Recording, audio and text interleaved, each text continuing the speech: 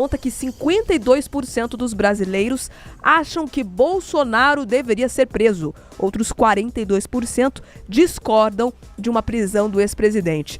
Esses números foram feitos pelo Instituto Datafolha, divulgados pelo jornal Folha de São Paulo. Os dados apontam que 52% dos entrevistados acham que Bolsonaro deveria ser preso, 42% acreditam que não, 7% não souberam responder.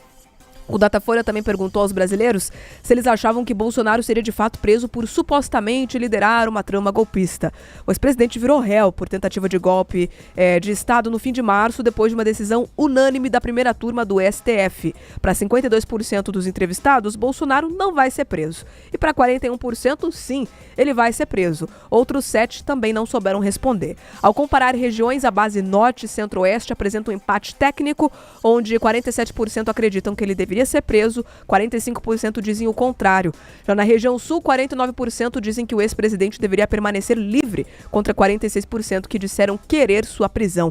Para a pesquisa foram entrevistados 3.054 brasileiros com mais de 16 anos, entre os dias 1º e 13 de abril, em 172 cidades. A margem de erro é de 2 pontos percentuais para mais ou para menos. Vale reforçar que ainda não existe condenação existindo ali em torno do nome de Bolsonaro. Ele se tornou réu. A partir disso, devem ser ali requeridas diligências, se começa o processo de levantamento de provas e de contraprovas, o amplo direito ali à defesa de Bolsonaro e também dos outros que se tornaram réus nessa ação. Mas é interessante a gente observar, né, a intenção das pesquisas. Elas são encomendadas, elas chegam justamente para mostrar o momento político e até para dar um recado se existe clima nesse momento para uma prisão ou não de Bolsonaro. E esse número ali, com empate técnico em algumas regiões, um dado muito próximo ali, Rafaela Moron, demonstra que existe um clima tranquilo no país para aceitar uma prisão de Bolsonaro, ou é muito pelo contrário? Bia, a pesquisa ela sempre tem um objetivo a ser cumprido, né? Uma pergunta a ser respondida. A gente tem que compreender exatamente qual é esse questionamento, como é que ele foi levado ali para as pessoas que acabaram respondendo. Foram 3.000 pessoas, né, que foram ouvidas aí dentro da pesquisa, então você tem 1.500 dizendo que acham que o Bolsonaro deveria ser preso. De qualquer forma, né, muita gente que gosta do Bolsonaro sempre critica o Instituto, quem não gosta, valida a pesquisa, é um recorte da realidade, né? Tem que entender que realidade foi essa que o Datafolha foi através dos perfis, das localidades, né, compreender a avaliação das pessoas. O retrato disso, né, e também daquela outra pesquisa que demonstrou que muita gente acreditava que o Bolsonaro,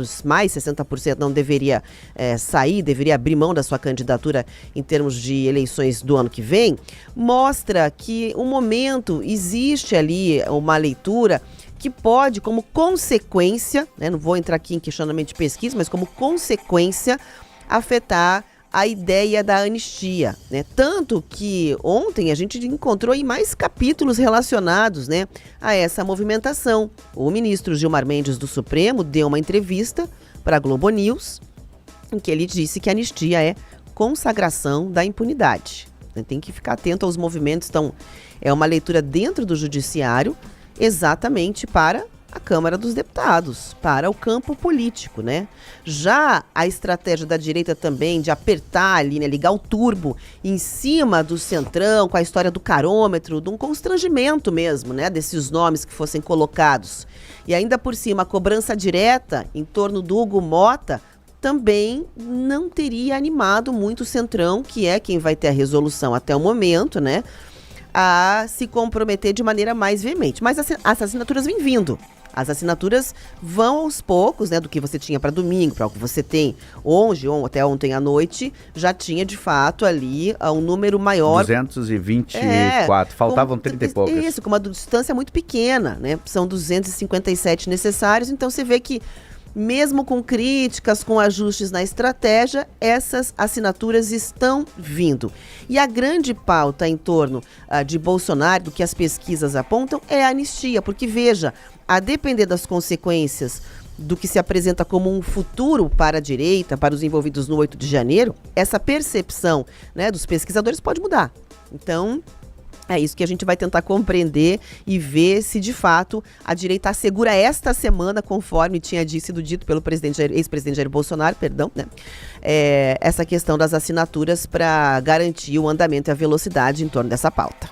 Mas, Rafaela, você sabe que o próprio Gilmar Mendes, que rechaçou a anistia, né, aos presos do 8 de janeiro, os condenados do 8 de janeiro, ele abre a brecha, sim, diz que pode haver abertura para uma revisão de penas, né? Então é aquela conversa que a gente já vai estar tendo aqui na bancada já algumas...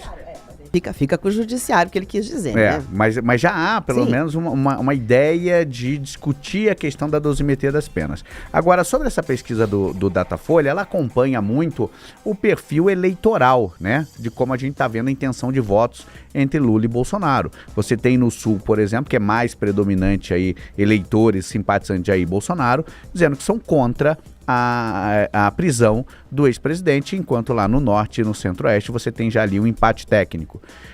Por exemplo, a questão religiosa também fica muito claro isso, essa similitude aí com a intenção de voto.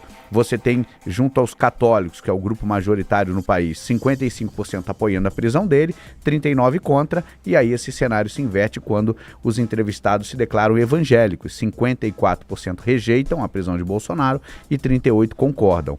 Agora, a gente tem que também entender o seguinte, o Datafolha vai às ruas aí para entrevistar os eleitores, as pessoas, e aí perguntam sobre essa questão do 8 de janeiro. Obviamente que na cabeça dos brasileiros está o fato recente de que Bolsonaro foi denunciado pela Procuradoria-Geral da República, a denúncia foi aceita, ele se tornou réu, né? A denúncia é aceita pelo Supremo Tribunal Federal, mas aí 98% dos brasileiros não tiveram acesso ao processo, não sabem o que tem ali. Então ele está impactado com essa informação de que o ex-presidente foi denunciado pelo Supremo Tribunal Federal, então tem um peso nisso, né? Quando alguém é denunciado é porque há, no mínimo, indícios de crime.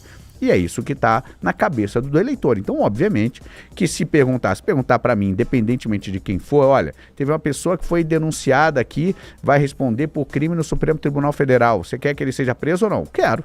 Né? O Supremo diz que ele tem indício, eu quero. Agora, a gente tem que acompanhar todo o processo, agora a instrução desse processo para ver, no final das contas, lá no finalzinho, no fim